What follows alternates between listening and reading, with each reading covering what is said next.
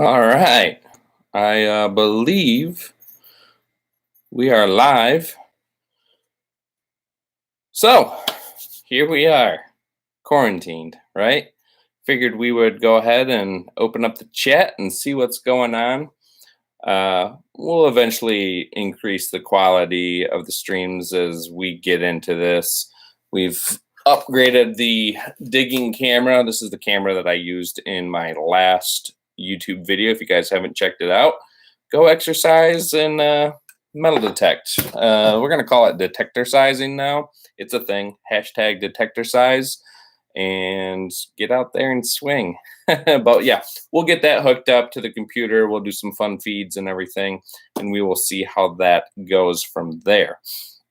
But tonight, I just want to talk to you guys, see what you guys are up to. What is it like in your communities during a lot of the lockdowns, and how you guys are handling it? Are you guys able to cope? Is everything going okay? How are you guys doing? How's your family doing? Hopefully everyone is staying healthy out there, doing our part, doing the best that we can, but take some time, get some fresh air. Don't travel too far from home and stay safe. But hopefully you guys are able to at least go and do a little bit digging. I know I have. I'm going to try to do a little bit this coming week/weekend. Weather's supposed to finally be nice here in Michigan. Going to warm up. We might get to 60 degrees, so that will be pretty nice. But yeah, how are you guys doing? Let me know who's in here in the chat, where you guys from, and let's just talk a little bit of metal detecting right now while we're all cooped up. Again, I apologize if my dogs end up barking. They're just hanging out with me, enjoying this quarantine.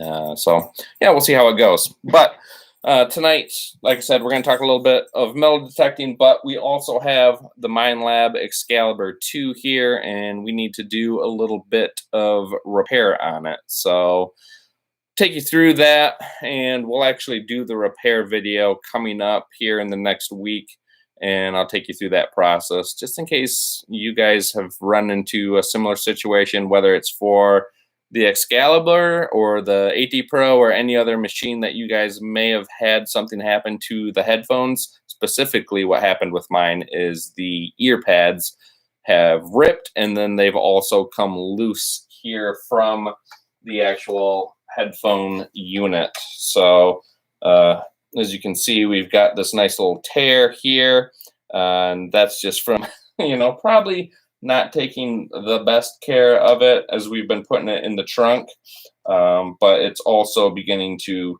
come loose from the backing here. So what the plan is we went ahead and we've got some new ear pads. We're going to go ahead and throw those on there, and we've also got some adhesive.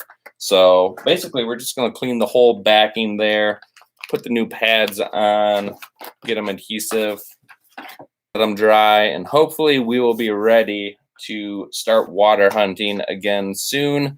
I'm sure that we can go out there. The ice is off all of the lakes here in lower Michigan, and of course the big lake is thawed, but it's freezing right now. So definitely going to have to wear waders for a little bit. We'll transition hopefully to a wetsuit. But again, that's all considering and hoping that this COVID-19 quarantine ends up passing, because right now I don't want to travel that far if I don't have to go metal detecting, and really I'm not going to. I shouldn't. You shouldn't. Again, stay close to home, preferably your back or front yard. That's a great place to start. So like I said, if you guys are in the chat, go ahead, just say hi. It's real simple. Boom, like that. So with that said, how are you guys doing? I've been talking to some of you guys on the forum. I've recently seen a lot of posts on Twitter of some people finding some stuff that have been very local to their own homes. So that has been, good that you're getting out and hopefully testing your machine.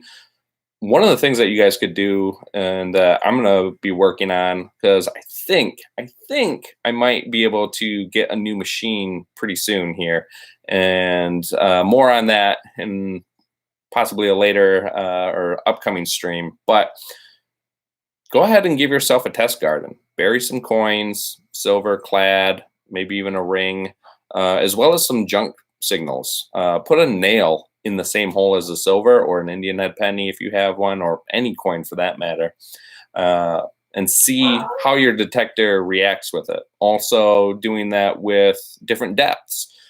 Can your detector discern a silver with a nail in the hole at 2, 4, 6, 8 inches? And then play with the settings to see if you can't get a better reading. And you may actually learn quite a bit just by doing a test garden in your own backyard. And hopefully, again, once we get out there and back into the parks, the fields, the woods, you're going to come armed with a wealth of knowledge, and you're going to know your detector better than ever before. And you'll be out there digging all sorts of great targets because now you can hear them. So that would be fantastic use of your time if you are cooped up at home. Just go ahead, create yourself a test garden and go to town. I mean, now's the time to do it, and really learn your machine. Another thing that you guys can go ahead and start doing is utilizing some of the research materials that may be available to you. Online, the Friendly Metal Detecting Forums is a great source. I'm a member there. There's really good people, members of the metal detecting community, always showing not just what they've found, but talking about, machines. There's machines and other accessories that are for sale, and people also sharing ways to go ahead and research some of these different ways to find new hunting locations. Plat maps are one of them. I've talked about that in some of my articles that I have on metaldetectinglife.com. So you can check that. Check local libraries, once again, when they're open. But they do have a lot of online books, sources, catalogs that you can look at from home as well. And you can access those documents through your computer. So double check to see if those are on there. Old gearbooks. Maybe grandma or grandpa has some even just laying around, or maybe you have one from back when you were in school. Look through those and just kind of go through and say, man, were there any old ball fields that were near the school, or were there any extracurricular activities where people would always go? Maybe there was the local swim hole or park where all of the students would go and congregate and have activities there. That's another great resource that you guys can do. So right now is a great time to go ahead and put that, time into researching places to metal detect, as well as doing that test garden, learning your machine, repairing your machine. Again, if you've, done some things like, scuff up your metal detector, I really got to take better care of this thing. But the good news is it can be repaired.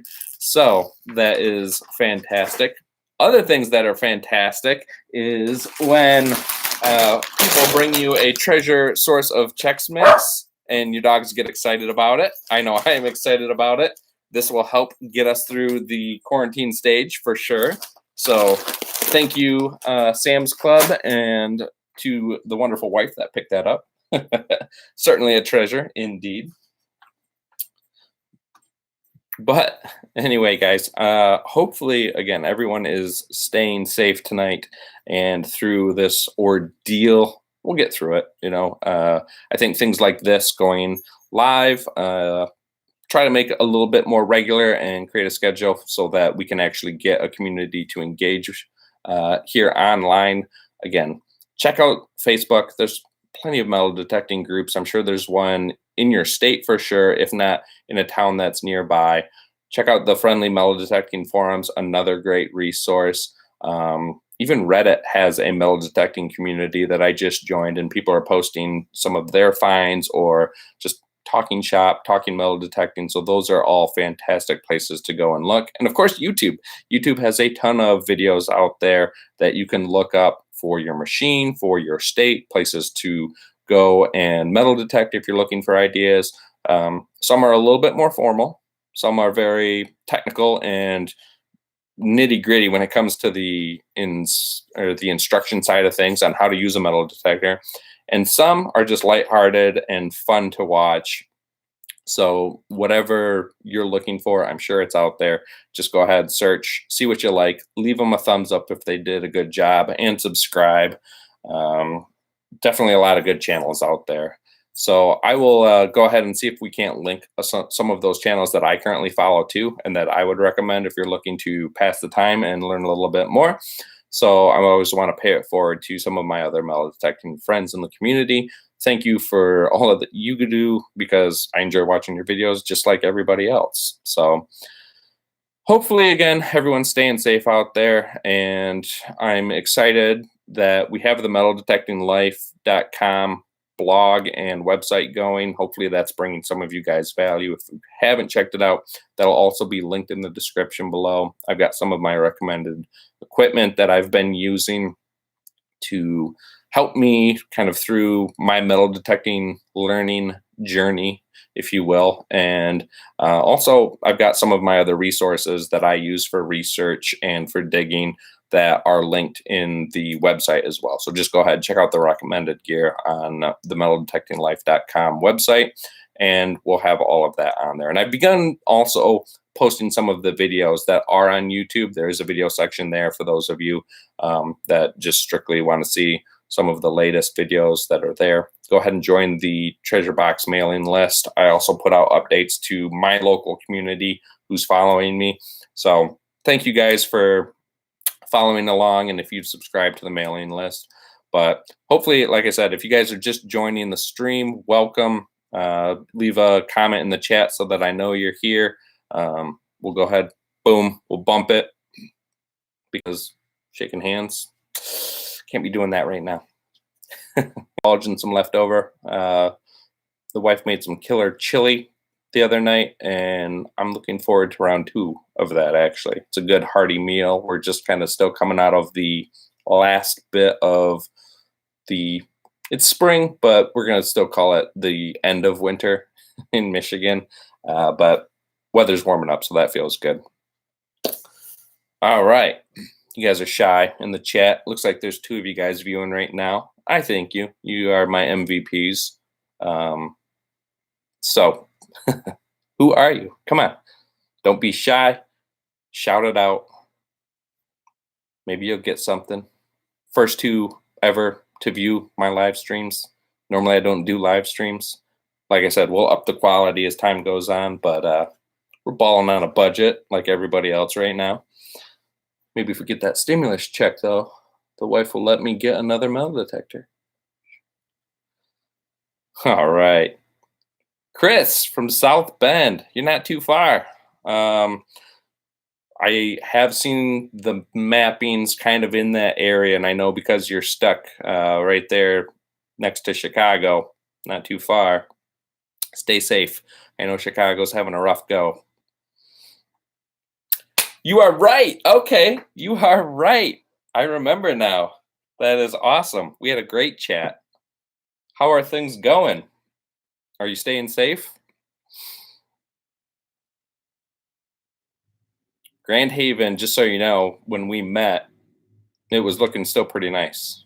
Right now, a lot of that beach is just wiped clean, and I'm sure down around the Michigan City area, the water levels are so high.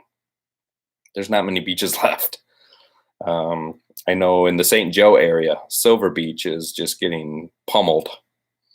Some of those other beaches don't even exist anymore. So, yeah, Lake Michigan is no joke.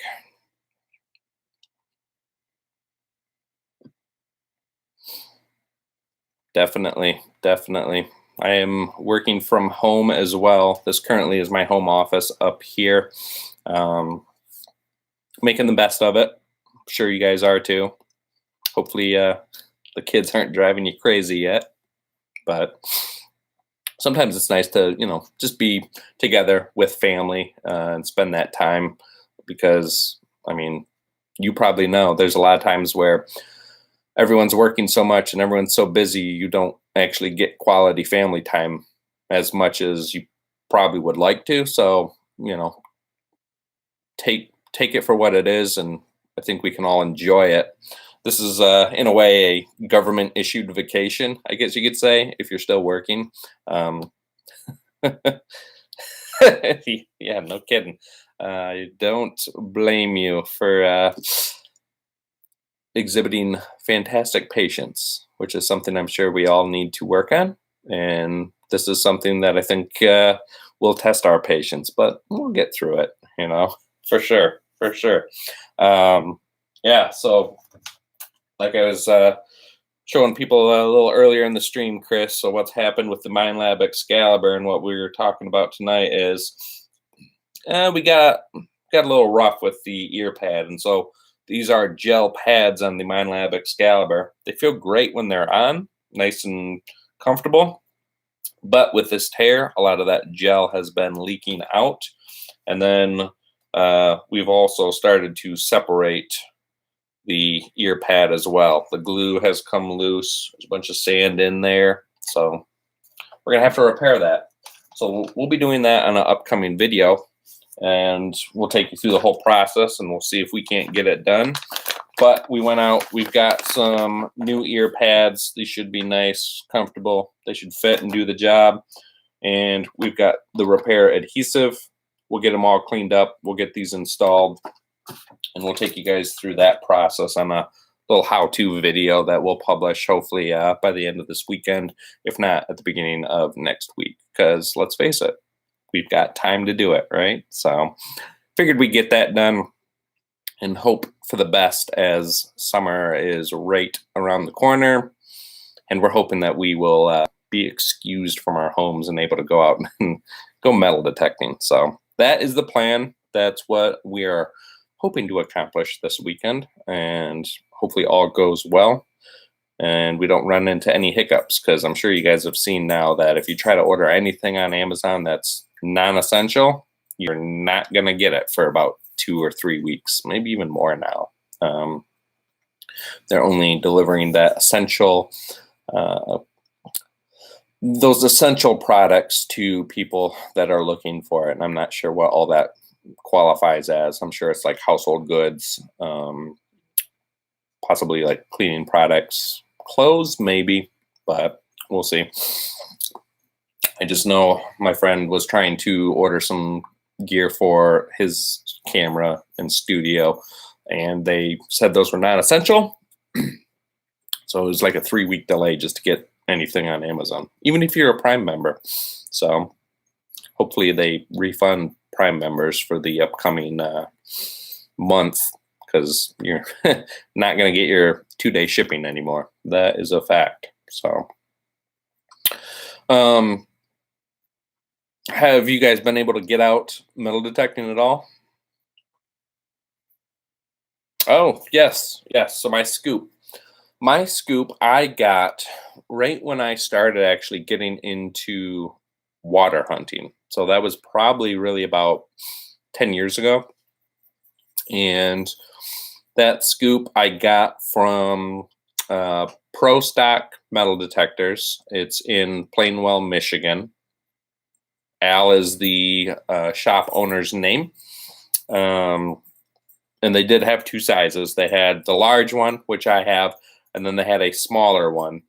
And I want to say I got mine, the large one, and it's just the head. It doesn't come with a scoop handle. You have to go out and get that separately. I want to say my large one was about 125, 130 or 40, somewhere in that range.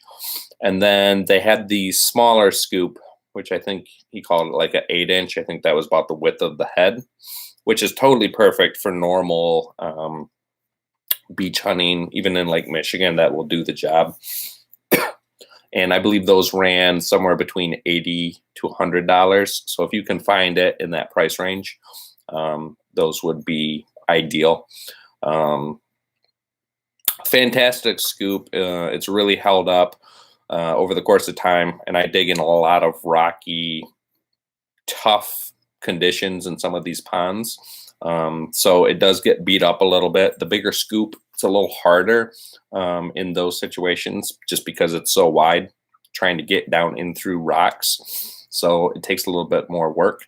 I would recommend going with the smaller one if you're going to be hunting in inland lakes where there might be some more gravelly bottom type of areas that you're going to be detecting. But if you're just going to be doing a lot of dry sand, either one is great. The wider one is nice just because per scoop you're getting more in there, but again, it's a little bit heavier. So the light, smaller version would be a good ideal one to go with. And you can find those online. There's various manufacturers that sell those scoops. One of the companies, and I just saw on the friendly detecting forums, just a PSA, people have been having an issue with the stealth scoops from a particular company. I don't remember the name right now, but they're having issues with customer service. There was a series of scoops that went out that were manufactured incorrectly, and the company's not. Get down. I'm telling you that, these dogs. But yeah, so the stealth series scoops I would maybe stay away from right now, and look to see what other options there are. And quite honestly, the best way to do it is find a local small shop owner and go directly through them. There's a couple in just about every state, and there's a couple that are on the friendly metal detecting forums that are also sponsors and do a great job at helping out any of the members. And a lot of times you also get a discount if you are a friendly metal detecting forum group member. I'll give a couple shout outs that I know of in particular. Bart over at Big Boy Hobbies is really good. He will definitely help you out and get you what you need. I believe Phil down in Tampa, Florida, is another one. Trying to remember what his store's name is. It might be it might be Fort Myers area.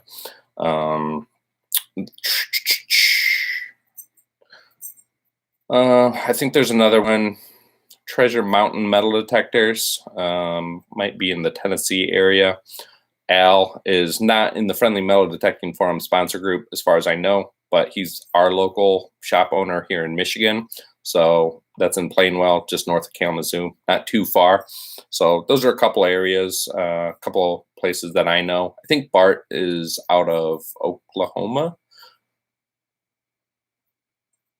I think Oklahoma. But go through a local shop owner if you really want to get good results on some of those scoops. That's what I would recommend for sure. Again, I have links that are on my website. They are good, decent scoops. But again, feel free to talk with the shop owner, and sometimes it's nice with these things, go directly to the source for sure. There's nothing wrong with that, and I would also recommend that because, especially in times like this, supporting local is fantastic. I know we all need it, and they definitely appreciate it. So any chance that you guys get to help them out, awesome.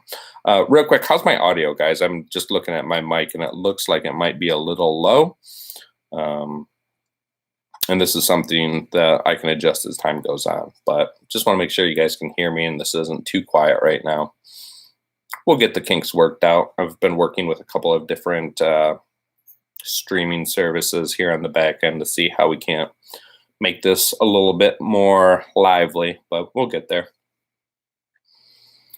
If you just joined the chat, go ahead, say hi. Or if you just joined the stream, say hi in the chat so I know you're here, know who you're talking to. Talk amongst yourselves. Awesome. Thanks, Chris. Appreciate it. But no, good question on the scoop. Like I said, I've had mine for at least 10 years and it's held up. I did have one little break in it and my buddy was able to put a little weld in there. It's been fantastic ever since. So it's definitely paid for itself in the amount of rings I've dug. That's for sure. So can't complain there. That's also the nice thing with this hobby, right? Even if you get furloughed or, you have to go on unemployment, well, just more time to dive into our profession of metal detecting. Hi, Claire. How's it going?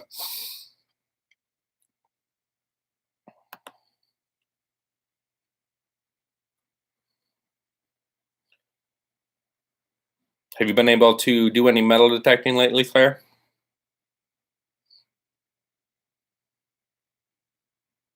I was pretty happy when I went over to the tot lot, just to find that little ring and that fun little button, some other knickknacks.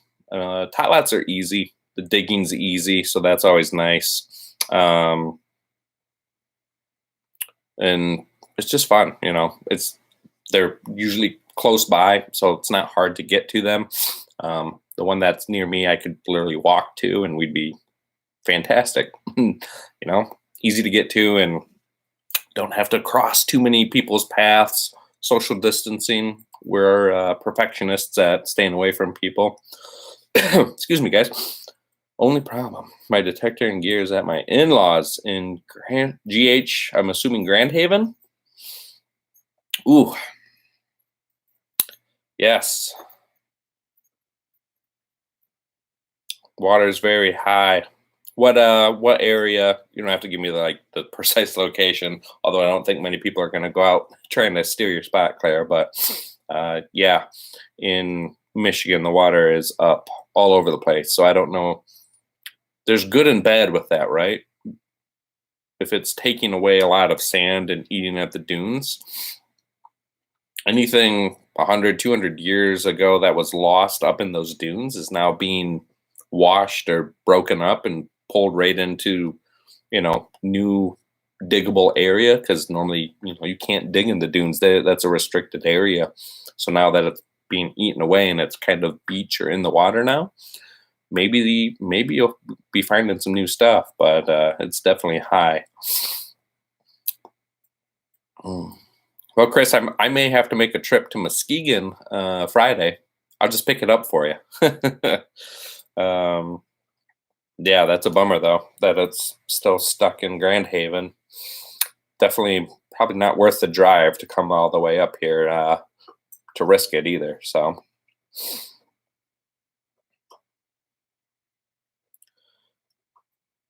one of the things that I'm still toiling with here is being able to go out to some of the honey holes that I would normally want to go to, because yeah, you do have to maybe travel a little further, or it might be a little more densely packed.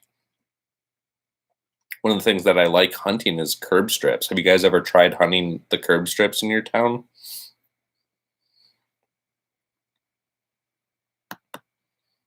And what I mean by that, if you're unsure, is the area from the sidewalk to the road.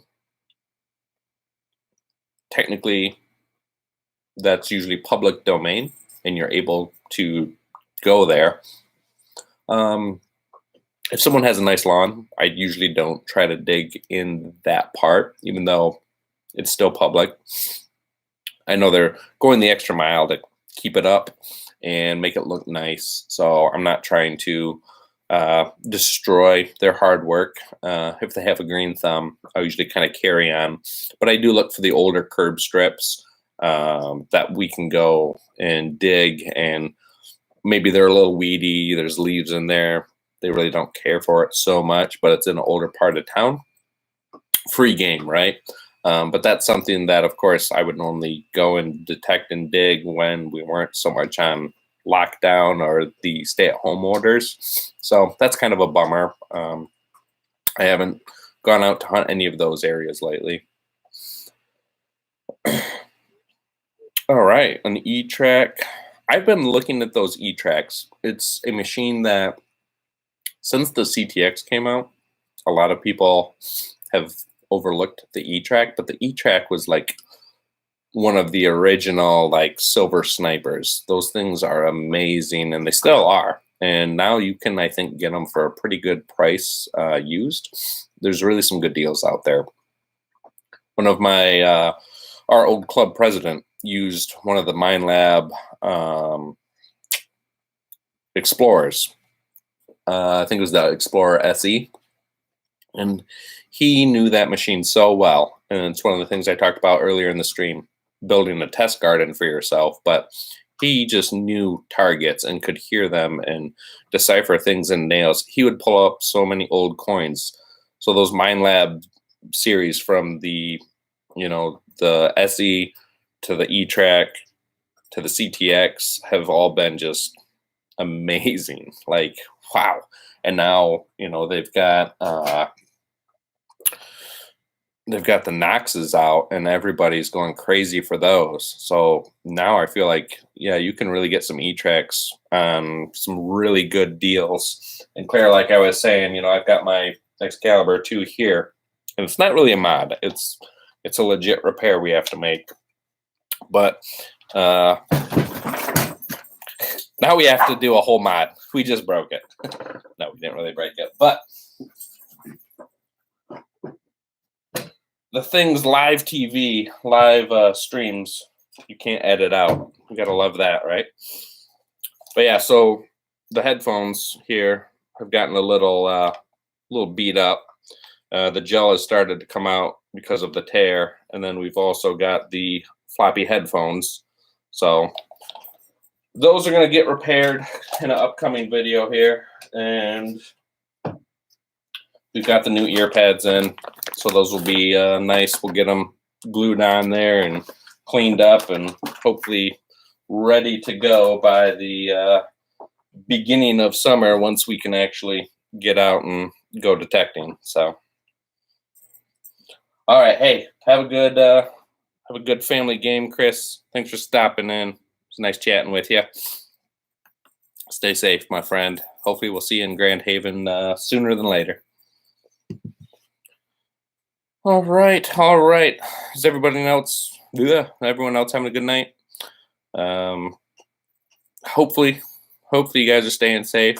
Hopefully you guys have been able to at least dig a penny in your own yard.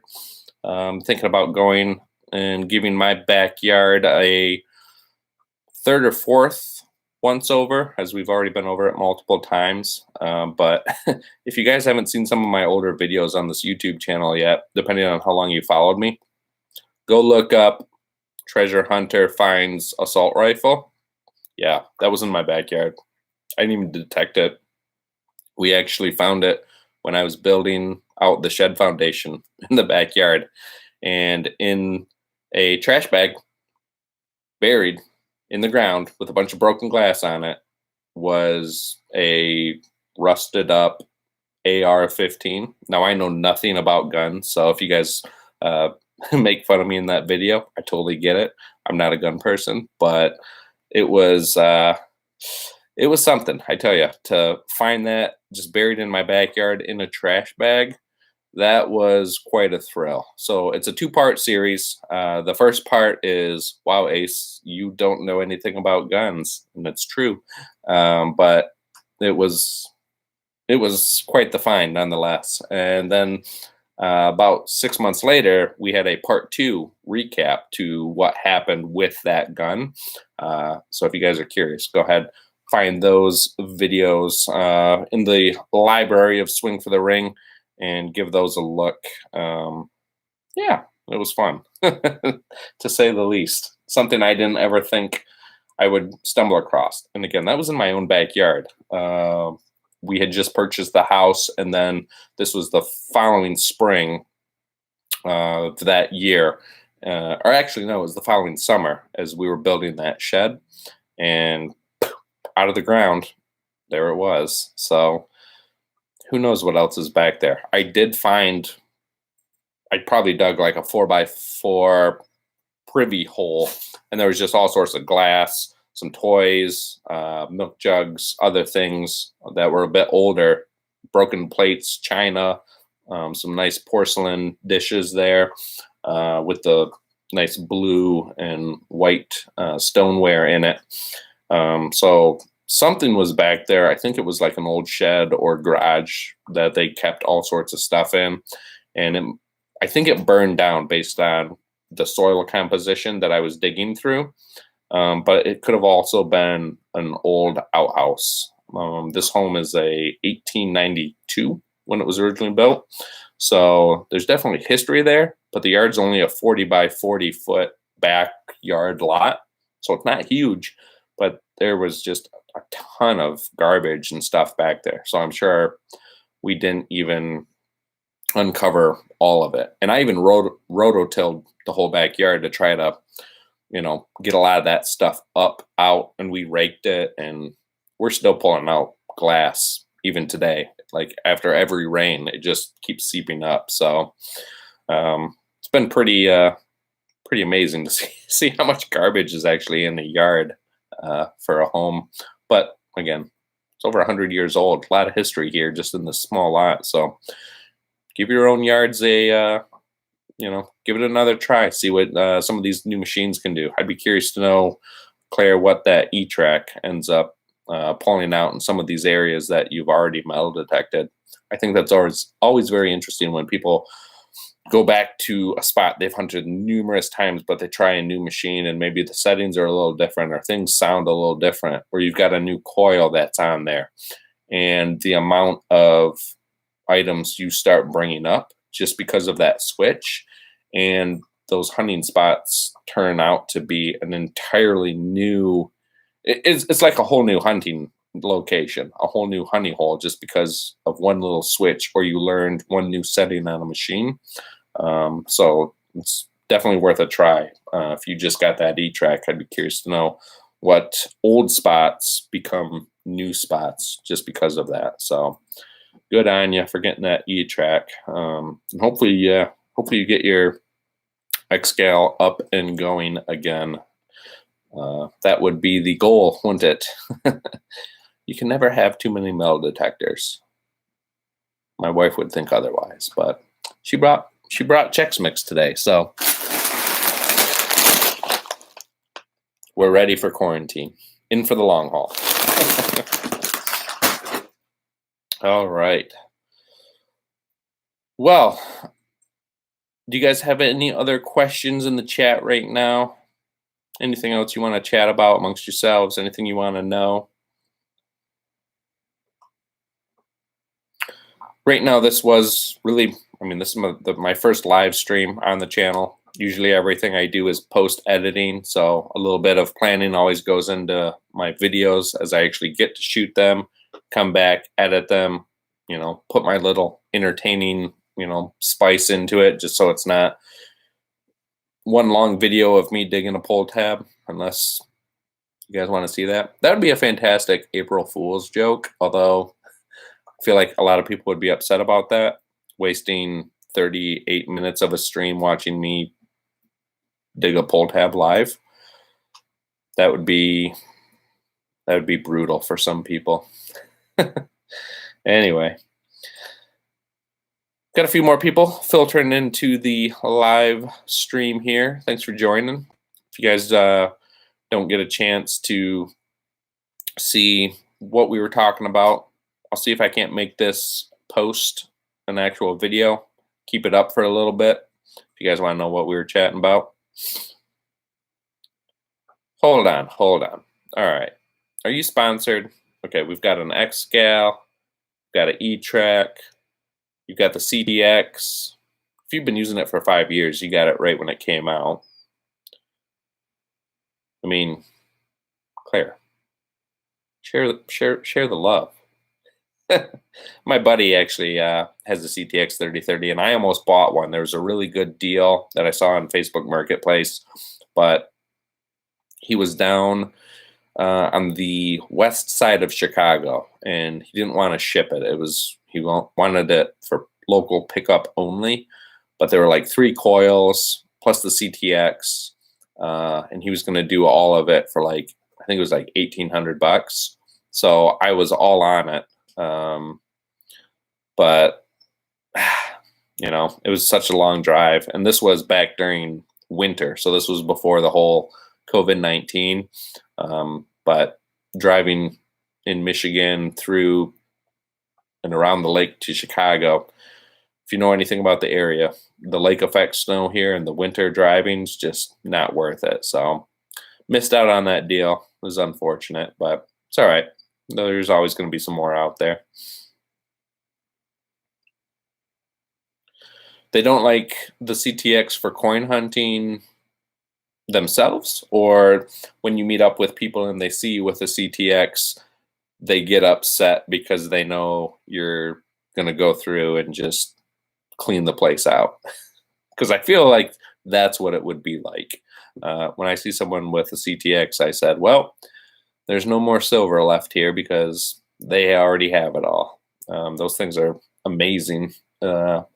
My buddy actually let me use the CTX. Again, I did a video late last fall, and I was trying his CTX because he was playing with the Deus, and I didn't want to give him his CTX back. It was a lot of fun. And are you sponsored by Minelab? Come on. Do you have one of the GPZ gold nugget detectors there? I don't even know what they're up to now. It used to be like a 7,000. There might be what, 7,500, maybe an 8. I don't know. Going out to Australia, into the outback, digging big nuggets. That'd be a trip.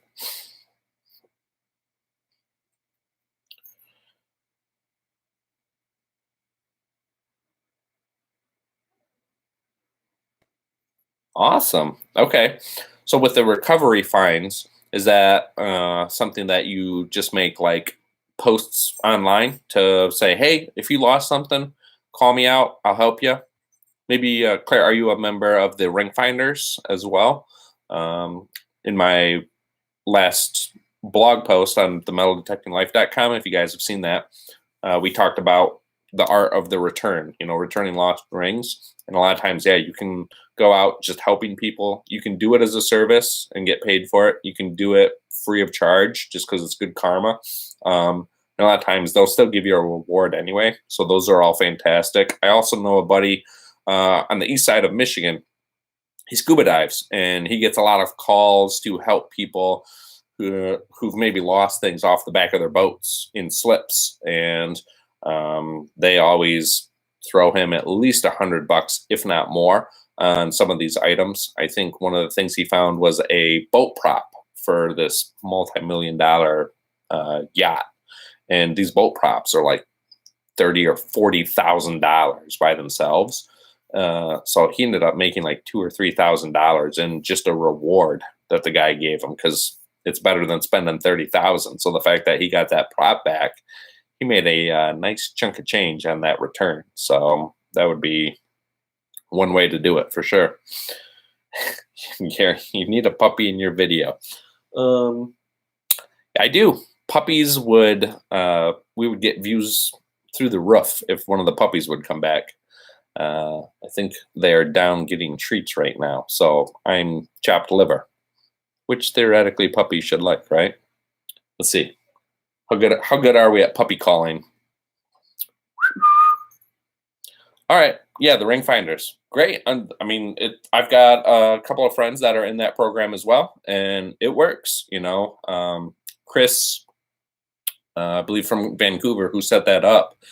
It's a great platform. I definitely recommend it to anybody that's looking to help or who wants to find some of those items. It's definitely a service that is needed. And so if you're in an area and no one else is really doing it, go ahead, join it. It will obviously pay for the subscription as well as for new detectors. So well done, Claire. Puppy. All right, we're trying here, Gary. We're trying. I have one here. This is Java. Java, come here. She likes to come to a turkey call. All right, Java, the beefy corgi, my turkey of a dog. I don't know why she comes to a turkey call, but she does. So well, it works for her. I always said that I wanted a dog to help me with my metal detecting. I need someone to, dig my holes, dig my plugs. Well, we'll put these guys out in the backyard, and the one place I don't want them to dig right now is in the backyard. And they'll be out there playing. Everything's good. and then all of a sudden I'll come out and there's just a giant crater, and they're just digging and rolling in it and having a blast. So we got to teach them to dig into the dig in the sand out at the beach. So we're gonna see if we can't teach them to do that once we get out of quarantine, right? But we just got these guys last fall, so they've been a riot, and not bad having a puppy during the quarantine. So yeah, right, Java. And then we've got Sharky over here. Sharky, the detecting dog. Now she's really the one that's always digging. She is a daddy's girl for sure, and she just loves to please. She plays ball and fetch, and that's all she lives for. The ball. So, and apparently digging. So yep, those are the two detecting corgis. They've got their own Instagram channels called the Adventure Corgis. So, you know, something to pass the time. They have a blast. We take them on adventures, and it's a good time. So, all right, Gary from the Friendly Forum. Fantastic, fantastic. Great place. If you guys haven't checked out the Friendly Metal Detecting Forums, Carol and Vlad do a fantastic job with it. It's an excellent community. That is a community that I could only hope to replicate here on YouTube, but I am also a member there. Swing for the Ring is my username, so feel free, drop me a message on there. You can see some of my posts as well. And I am a supporter of the Friendly Metal Detecting Forum. That's right, even in these times, donating a few dollars to the cause to help them keep the forum going, managing server costs, admin costs, all of those things. It's definitely well worth it because there's a ton of great information there. And Kemper, I'm sure you would agree with me on that. So, all right, guys, it is getting to be that time. Like I said, I've got some leftover chili for dinner, and I've got some hungry wrestling puppies down here, so we're going to get them fed. But for those of you that join me, thank you. For those of you that end up watching this stream a little later, welcome. We'll try to make this a little bit more regular of a thing. We will increase the production quality once I learn the streaming side of YouTube a little bit more. And yeah, we'll continue to post some weekly videos to help hopefully keep you guys engaged, entertained, as well as give you some tips, tricks, and knowledge when it comes to metal detecting. So again, thank you for joining us tonight. And to everyone out there, stay safe, stay healthy, and remember, keep swinging for the ring.